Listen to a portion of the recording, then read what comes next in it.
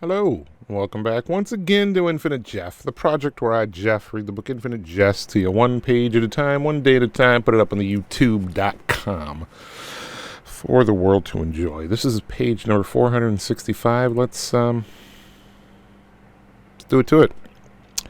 Quivering with its legs spronged out to all points of the compass and kind of spasming, and Gately didn't know whether to quit rubbing on it.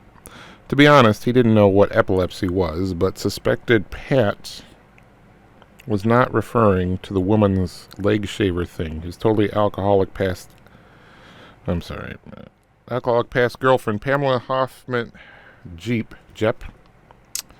used to scream in the bathroom when she used. Everything mental for Gately was kind of befogged and prone to prison for well into his first clean year. Pat Montesian was both pretty and not. She was in maybe her late 30s. She'd supposedly been this young and pretty and wealthy socialite out on the Cape until her husband had divorced her for being a nearly full-blown alcoholic, which seemed like abandonment and didn't improve her subsequent drinking one jot.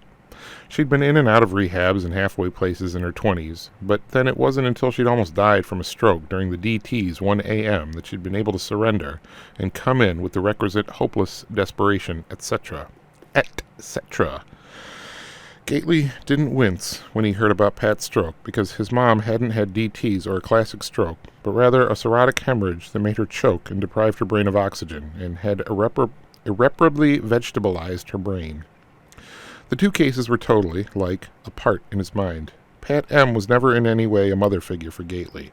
Pat liked to smile and say, when residents pissed and moaned about their own addictions, losses during the weekly house community meeting, she'd nod and smile and say that for her, the stroke had been far away the best thing that's ever happened to her because it enabled her to finally surrender.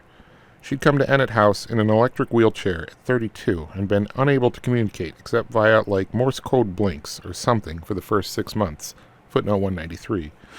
But had even without use of her arms demonstrated a willingness to try and eat a rock when the founding guy who didn't even use his first name told her to, using her torso and neck to chop downwardly at the rock and chipping both incisors, you can still see the caps at the corners, and had gotten sober and remarried a different and older South Shore-like trillionaire with what sounded like psychotic kids, and but regained an unexpected amount of function and had been working at the house ever since. The right side of her face was still pulled way over in this sort of rictus, and her speech took Gately some getting used to. It sounded like she was still loaded all the time, a kind of over-enunciated slurring. The half of her face that wasn't rictusized was very pretty, and she had very long, pretty red hair and a sexually credible body. I like that term, sexually credible body, even though her right arm had atrophied into a kind of semi-claw, footnote 194, and the right hand was strapped into this black plastic brace to keep its nail extension to fingers from curling into her palm. And Pat walked with a dignified but god-awful lurch, dragging a terribly thin right leg in black leather pants behind her like something hanging onto her that she was trying to get away from. Okay. And that was page number 465. Have a good night.